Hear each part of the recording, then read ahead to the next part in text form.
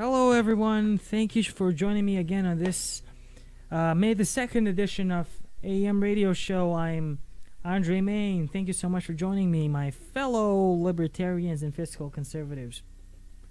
I guess I don't want to call you all like-minded libertarians and such because, gee, I certainly hope that a lot of you at least disagree with one thing that I have to say.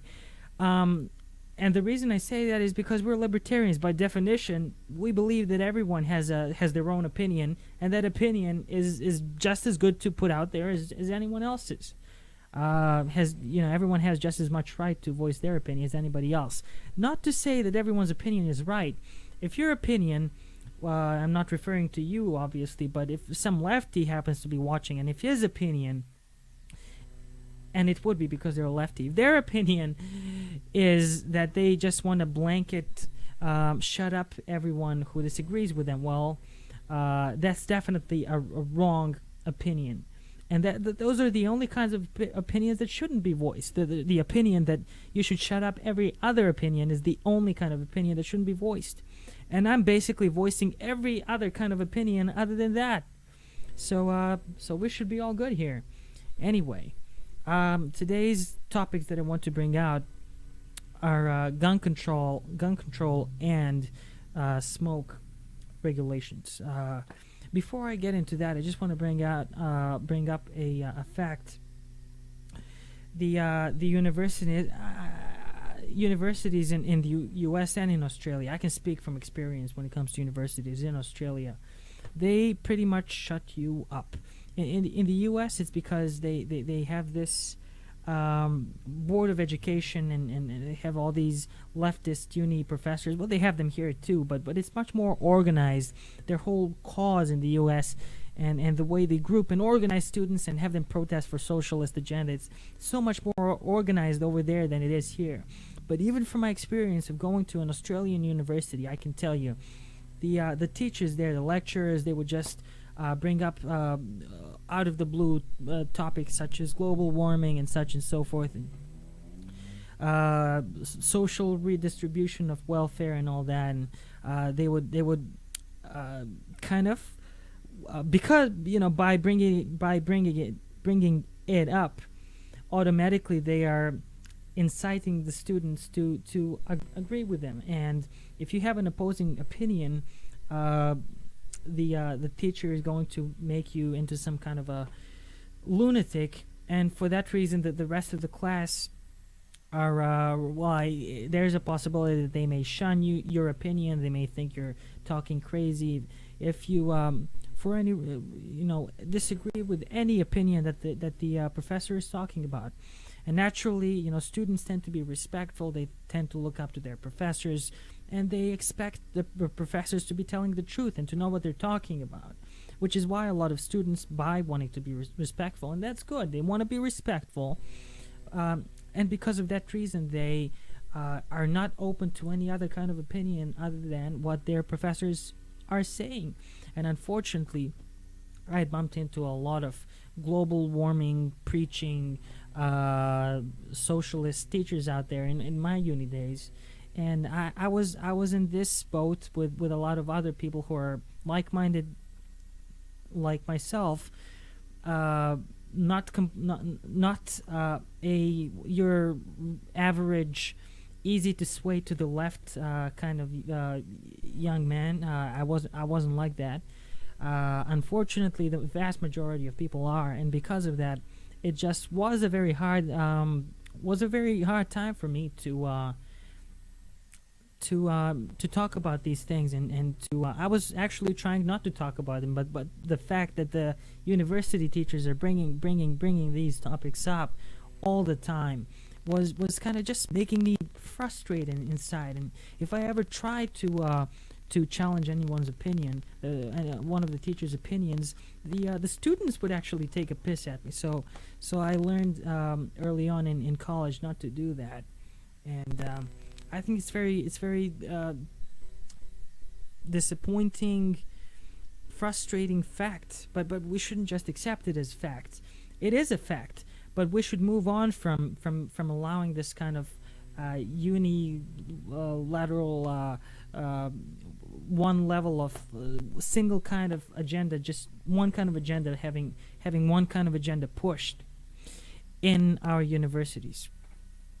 If you want to go to university, it it should allow for varying opinions. Now, there's a very, before I get into what I really want to talk about, which is gun control and smoke control, it's a very interesting point. I read while looking up some stories that are similar to my story that I just told you about, how students are being oppressed for their opinions in university. And one person said, it was somewhere on the internet, in a comment to a story of such nature, he said, well, university is the opposite of diversity. And it cracked me up, and it's absolutely true. They promote all the diversity, racial, cultural, sexual diversity, all that. They promote it. The liberals promote it. But if, regardless what your sexual preference is, regardless what your religion is, regardless whatever, if you have a point of view that that is perhaps a conservative point of view, like you want to keep the status quo on something, or you want to challenge the genius behind the theory of climate change or anything, you are considered ignorant, you're called out and all that stuff. Now there's a very interesting, I would call it a documentary about it. It is, for all intensive purposes, a documentary. I would recommend that you watch, get it on DVD, Penn and Teller's Bullshit. They do an episode on all kinds of subjects. They do an episode about universities being very seclusive in terms of only allowing one side of the argument to be voiced, which is the far leftist socialist side of the argument. They also have episodes on the other topics I'm going to cover as well, such as gun control and smoke control, and they say all of those are bullshit as well. Well, I agree with them 100%. I think it's all bullshit, and I'm going to debunk it to the best of my ability in this episode. All right. Speaking of gun control, I want to bring this very emotional story up with you today. It's not from today. It's from this year. It's from 2 months ago now. From 2 months and 1 day exactly, this happened. No, I'm sorry. It happened on March 18th. All right, I'm just going to share the screen with you for a second. As you can see, this young boy, 18-year-old boy, I'll post a link to this story on my site. He had an EMT knife in his car, and because of that, he got arrested and he went to jail. All right. Why did he get arrested? Because his car, in which the EMT knife, which is a emergency services knife used for rescue and such, he was studying to be an EMT. This young guy. It's used for emergency rescue and such and so forth, and he had it in his car. The reason that the university, or rather, his high school, no, this was a university, yeah. The dean, I guess, of the university believed that he had the weapon was because he is known, this young man is known to be training for an EMT. And also he had a YouTube channel discussing all kinds of useful knives that you use in rescue situations. And because of that, he was suspected to be a threat. And they raided his car. They found that small 3-inch long EMT knife, and he got sent to jail for 18 days. Now, because he got sent to jail, he cannot no longer be an EMT. For the rest of his life, he's never going to have a job in public service or any kind of job like that. Any kind of legal employment. His life is finished, basically, because of this. It is just ridiculous. This goes hand in hand with gun laws. They're trying to make schools and all these places gun-free, weapon-free zones. But as any sort of research shows, these gun-free zones, the moment you make something into a gun-free zone, the chances of a horrible massacre occurring there increase. because then the criminals who are intent on doing some mischief, well, I would put it a level, several levels higher above mischief when we're talking about mass murder, but criminals who are considering, deranged people who are considering committing a heinous act, generally tend to, in all the cases that I've heard of, pick these so-called gun-free zones or weapon-free zones. They aren't going to encounter any resistance there whatsoever. It's like a free shooting range. Everyone's a target, and no one's going to have any means of defending themselves. It is absolutely stupid. Now, this young man had to pay the price because of such outrageous laws. Now, after this had happened, I'm not sure if it was in this state or I think it was in this state, and I'll put that story up on my Facebook page. They actually loosened the laws on possession of knives, and in another state. Now I'll find a link to that story as well. This is really interesting. I'm not making it up. Don't ever make anything up, because then I'd be caught out, and all the great points that I'm trying to make would be kind of worth crap. But I also remember now. I'll find the link for it. One school, it was a grade school. I think it was a middle school, but I'll hold out on telling you definitively what kind of a school it was. It was a grade school, and it reintroduced this program, which is a kind of program that they had for years in the United States before all the gun regulation crap started happening.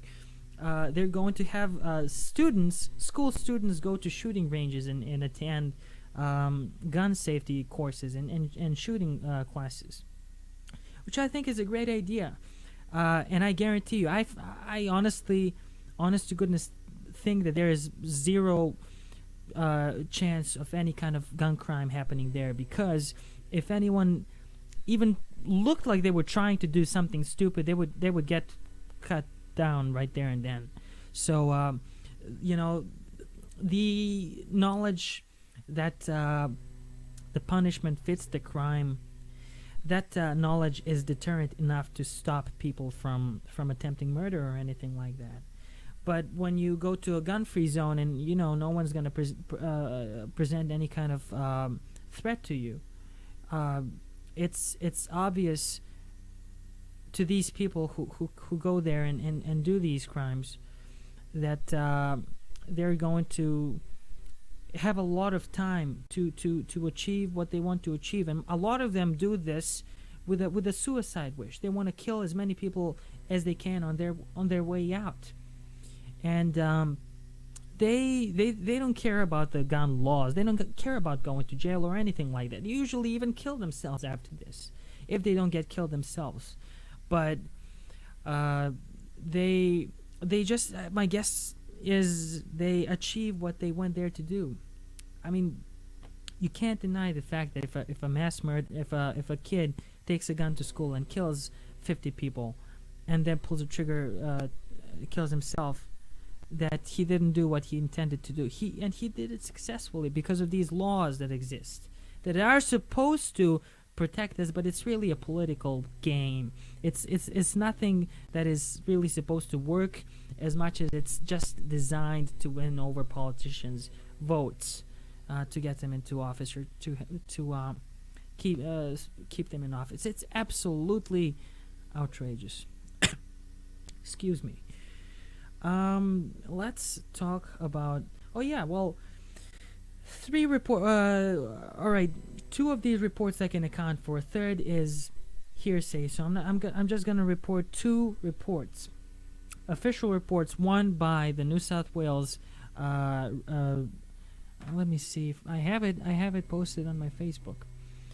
Well, let's read you this first of all. New South Wales. New South Wales. What is it?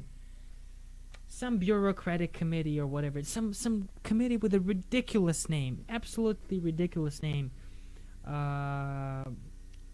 Came to a conclusion that 90% of all weapons used in drive-by shootings are illegally obtained. Well, that alone proves that gun laws, as they are now here in the state of New South Wales, in Australia, they don't work. and this was published by the General Purpose Standing Committee, whatever the hell that means. We're funding all these bureaucratic committees, and all they do is publish reports that are like this one is absolutely spot on, but no one even listens to them. What's the point of having these taxpayer-funded, huge freaking committees, and we have so many of them, and then all the politicians, they could care less what kind of studies these committees show, even if it's completely against the current laws that we have implemented at gun laws. They're not gonna change any. They have no intent on changing anything. So it's outrageous. The reason I'm searching for it, I have it on my page, and I want to tell you exactly what the name of the research is. It's another New South Wales gun crime committee, something like that. They came to a conclusion that, which is very consistent with the one that I just gave you.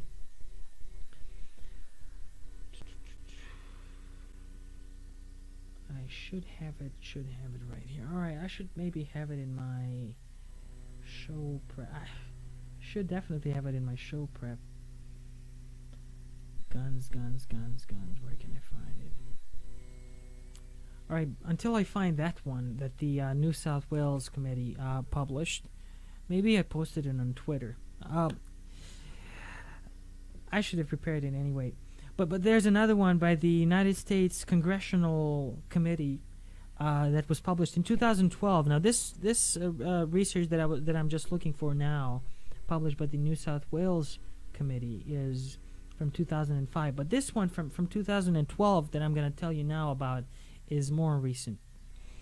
It basically says that there is absolutely no correlation found between gun laws and a cut in crime, and that the only deterrence, the only thing that reduces gun crime, has been proven to reduce statistically gun crime, is harsh sentencing and arresting criminals and harsh sentencing. Basically that's it. And basically that's the same kind of thing that the New South Wales research also had to say as well.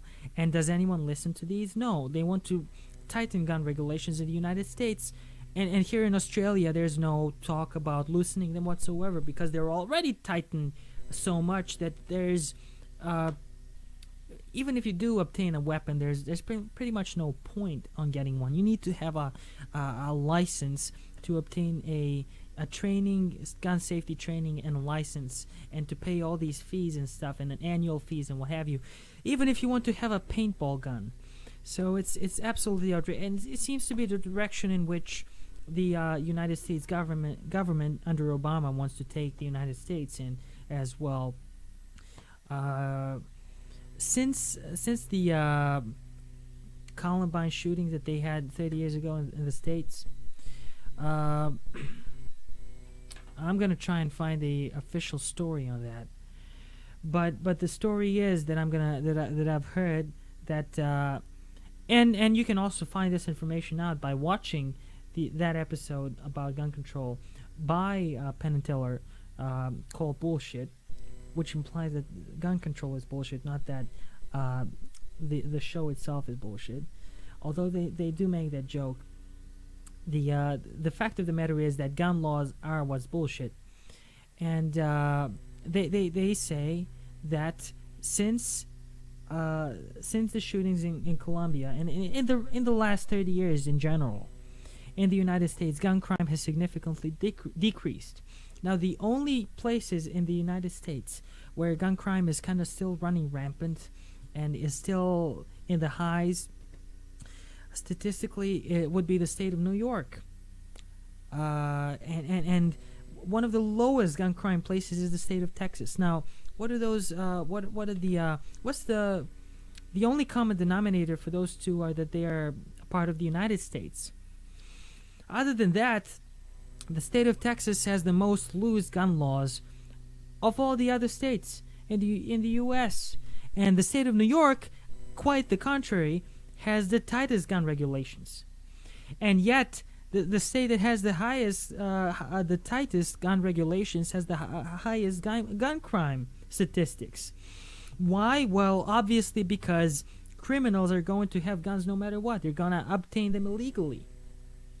If innocent people, if innocent civilians are banned or tightly regulated in such ways where they're discouraged from having weapons, or where it's nearly impossible for them to obtain weapons and to use them in order to defend themselves, in those situations, in those states, and here in Australia particularly, and the state of New York, gun crimes go up.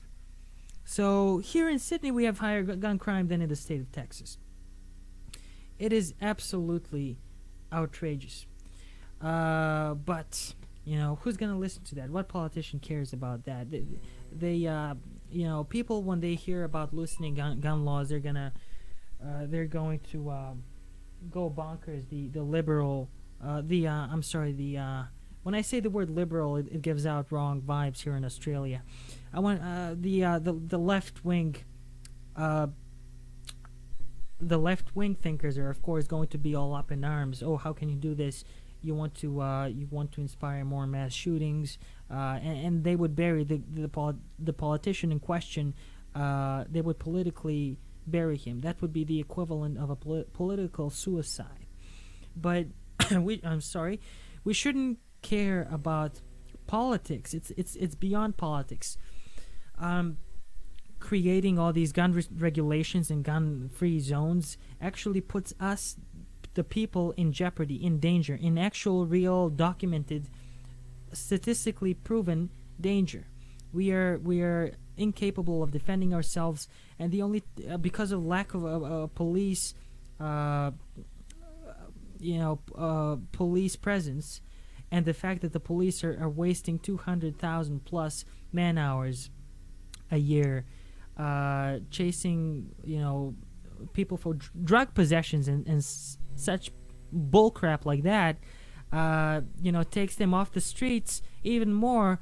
So then the only time you actually get the police present, when gun crime or something to that extent, which is actually a serious crime, unlike the gun crimes, unlike the drug crimes, when a serious crime such as a burglary or a robbery or a murder occur, the only time the police actually show up is after the fact. So they are there to examine the dead body and to perhaps sometime in the future capture the guy, but they're not going to be there to protect you while you're getting murdered. It's your job to protect yourself. The police are just going to get there to do something with your dead body, and that's the extent of what they can do. But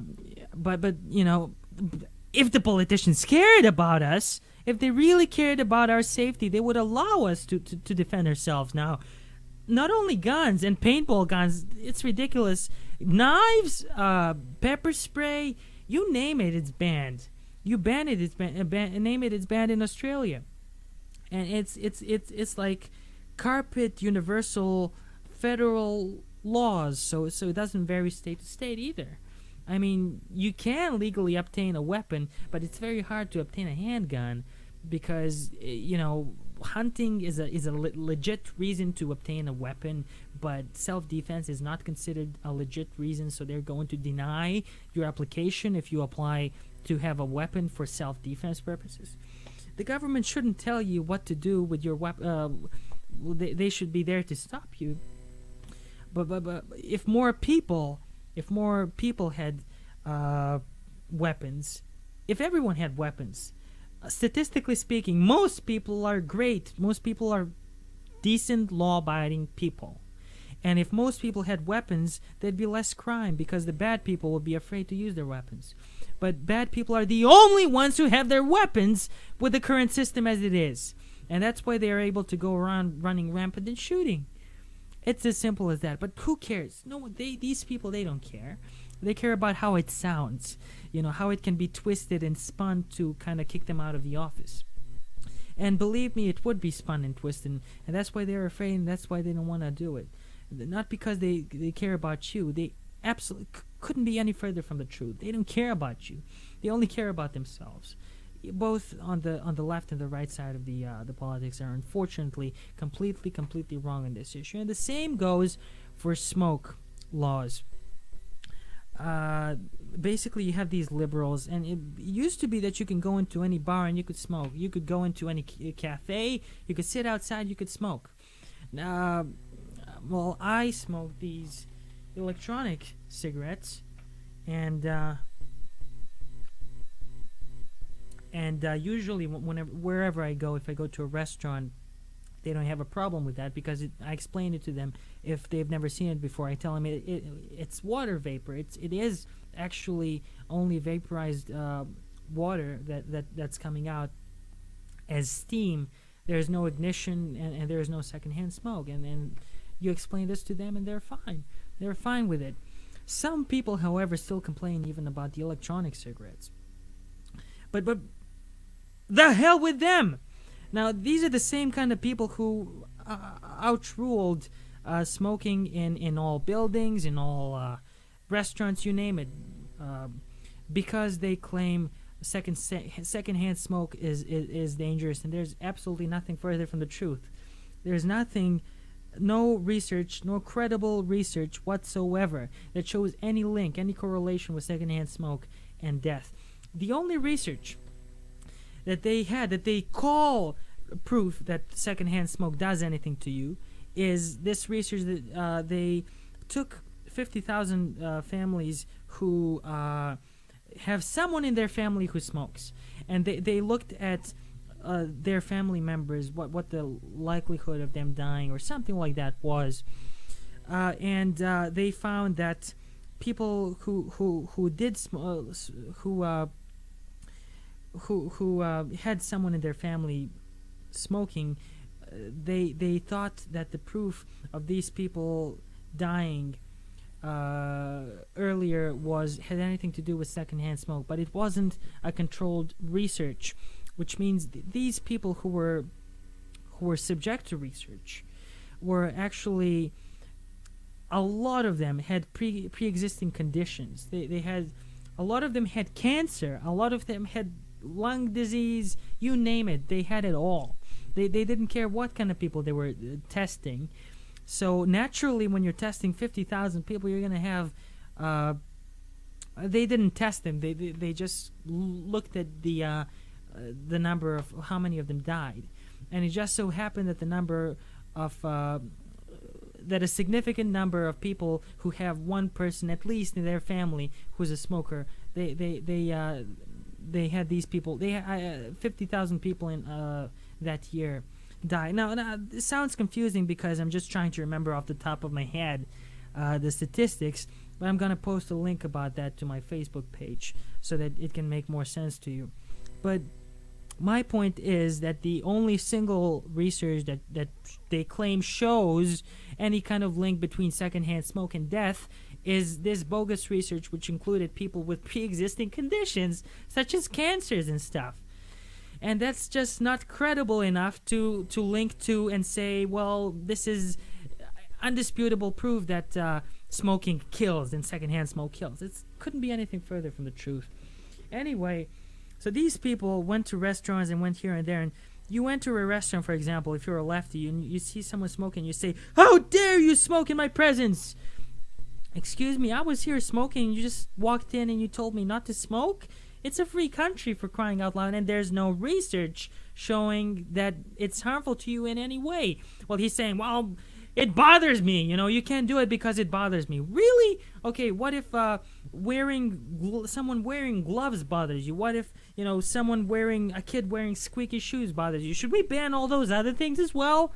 There's no proof that it affects your health in any way, but there's no proof that secondhand smoke affects your health in any way. If you want to be nitpicky, if you want to go clutching at straws, you can say, well, the squeaky sound from the clown's noses or kids' shoes makes people lose their hearing or go insane. You can come up with all kinds of bogus research, similar to the kind of bogus research that kind of shows that secondhand smoke affects health. And they could come up with this research and they could present it to politicians, and if they're annoying enough and loud enough and voicing their anger enough, then they're gonna be heard because the left wingers are going to support the other protesting left wingers, and at the expense of our freedoms, of course, they're going to do whatever it takes, whatever in their power to deprive us of our freedoms in order to make sure to be inclusive, and inclusive means making sure that no one gets offended by anything. So, me smoking offends someone, me saying something offends someone, me eating steak offends vegetarians. They're just going in the direction where, they're headed to completely outlawing everything that anyone can possibly complain about. And that's the way the leftists win votes. They call it diversity, inclusiveness. Oh, you need to be inclusive. You need to understand other people, other cultures. Subway in the UK removed all pork products, ham, and all roast pork, you name it. They removed it from 200, 200,000 stores, something. I have this story up on my Facebook. How many stores did they have removed the Subway? 200 stores. 200 stores in the UK. They removed all pork because some Muslims voiced their concerns. Now, if everyone voiced their concern about this and that and the other thing, and if you listened to everyone and you did ban this and that and the other thing, there would be nothing left to eat, to do. Well, I guess that's the idea of these people. They want to control. That's why they want a big government as well. The leftists want a big, all-powerful, all-knowing what's good for you, what you can eat, what you can't eat. They want this huge government to be there to tell you can do this, but you can't do that. And apparently it goes beyond just telling everyone what to do. Obviously, they're not going to tell Muslims what to do. In the UK, another story. They passed a law. This is a separate thing now. They passed a law where you're not allowed to offend in any way, shape, or form Muslim people. You're not allowed to offend them, or you go to jail. And it happened to this guy who was quoting Winston Churchill in the street, saying something negative about the dangers of Islamic faith or what have you. He got arrested for that. So obviously the leftists think that if it's a foreign culture, we need to be understanding. We need to be we can't be racist. We can't be bigoted. We need to be open-minded about this, and we need to be inclusive. And because of that, we need to ban this and that and the other thing. All these things that have been in our society forever, all these basic freedoms that we hold dear, we're just supposed to shun all this away for the sake of pleasing other people who have come in the recent years. And all of a sudden they're voicing their concerns, they're offended. And the liberal side of politics is all on board, in the same boat with them. They protect the hell out of them. This same law that protects the Muslim people from any kind of offensive remarks or gestures toward their faith, it doesn't protect Christians from having their faith blasphemized or any other faith. It doesn't protect atheists. It doesn't protect anyone other than Muslims. And it's just ridiculous. It's beyond ridiculous. It's effed up. I mean, for crying out loud. How do you get to the and the guy, the MP, the member of parliament who pushed for this law and who passed this law through both houses is what's his name? I don't know. He's an Englishman. He's not even Muslim. But it just goes to show that these left wingers,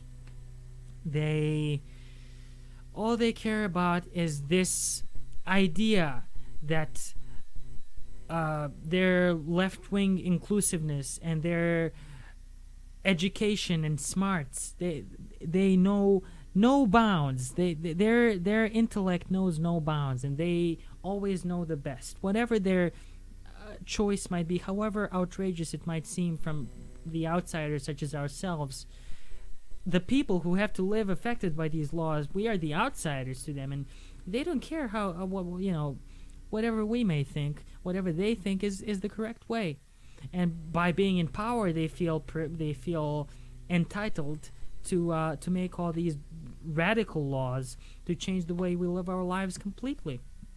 to spin it around as much as they feel. If they feel we're not eating right, they make it law that we have to eat this but can't eat that. We cannot smoke this, we cannot drink this, we have to pay tax if we want to smoke or drink. And they're phasing out cigarettes. They're talking about banning e-cigarettes. They just want to ban everything under the clear blue sky. And the only things that they are not going to ban are, the reason they don't want to ban anything that has any connotations with any kind of link to the Muslim faith is because they are afraid of terrorism. They are afraid of repercussions. They are afraid of people with a backbone. If you criminalize something in the Muslim faith, and Muslim people, they have a backbone. They're not like us. They're not pushovers. I'm not a pushover, but they're not like most of our society, our left-wing indoctrinated society. We go through liberal, left-wing driven colleges and all that, and then we are indoctrinated into just giving up any kind of contradictory opinion that we may have held before, and we just accept everything we're told, and we accept that the government knows. Generally speaking, of course, excluding me and you, but we're talking about unfortunately, most people in our society are like this, and more people in our society are going to keep being more and more brainwashed, and we're going to have more and more drones, mindless drones, being the pawns of the left-wing agenda, because they are deprived of their opinions early on in college. And we need to stand up. We need to install a backbone. We need to, in these people, we need to encourage them to have an opinion as opposed to discouraging them from having an opinion. Because if they are discouraged from having an opinion, and they have to be inclusive, and they have to be understanding of other cultures and all that stuff, all that jazz, then they're going to be too understanding, and then when another culture wants to get rid of your culture, they're going to be, okay, just don't hurt me. And that's exactly what we're seeing now, what we're seeing happen in England, what we're seeing happen in the U.S., and what we're seeing to some extent happening, and I hope it's not going to happen much more, but it's just wishful thinking on my part. The way we can stop this from being wishful thinking is by actually voicing our concerns, because it seems it's only the leftists who voice their agenda, and it's only the people with a backbone like most Muslims. They're not gonna have some fancy schmancy politician guy walking all over their rights. They're going to demand their rights as much as they can. They're gonna demand, in many cases, Sharia law to be implemented into our constitution and the English constitutions. They're going to constantly be people who push for this, and it's their point of view. It's not the right point of view, but they are voicing their points of view. Why can't we, the conservative libertarians, voice ourselves? Because we fear being ridiculed, dismissed, discriminated against. This is exactly my point. All these leftists who are anti-discrimination, anti-bigotry, anti-this and that, they are anti any other kind of opposing opinion. And to me, this is the worst kind of bigotry and discrimination. You can't handle someone else's opinion, then what kind of a person are you? Then a bigot. But they don't see it that way. They think if you think anything other than what we think, you're a bigot. Well, I've learned earlier on in life that idiots are not to be argued with. However, if we stand up and we voice our concerns about these things that are really happening in our societies, in our free world, if we voice our concerns more, then we have a chance of being heard more. If we were to have, as a society, more of a backbone, not only allowing the others to have a backbone. And the leftists, they don't have a backbone. They're just wimping. They're just, they're already in power. They don't have a backbone. They're in power because all these people who were indoctrinated early on in life through left-wing controlled educational system, they are well, they are in huge numbers. They are simply, their numbers are too big. Their numbers thump our numbers, and they still don't have a backbone. They think they're holier than thou. That they think they're right and high and mighty and all that, but they are still way too happy to bend over twice backwards when some Muslim tells them we're offended by this and we're offended by that, and they're like, okay, we're gonna ban it, just don't hurt me. They're absolute BS bullshit people.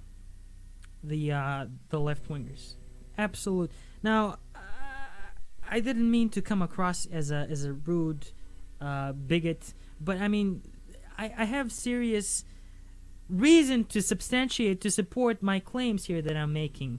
My reason is that these people are willing to back over twice to anyone who they are afraid of, but to the rest of us who are trying to live our lives, who are not trying to interfere with how anyone lives our lives, they take a piss on us day in and day out, and they ban this and that, and they tell us you're a bigot, they tell us you're a racist, they tell us you have to listen, you have to do this and that. And they just, unless we stand up and tell these spineless hypocrites that enough is enough and we're not going to be treated like this, that they're just going to keep doing it. That's exactly what we need to do. All right, guys, the show's been, this segment has been going on for 40 plus minutes now, so I'm just going to take a break. Thank you for listening to this edition, and I'll see you again. Take care.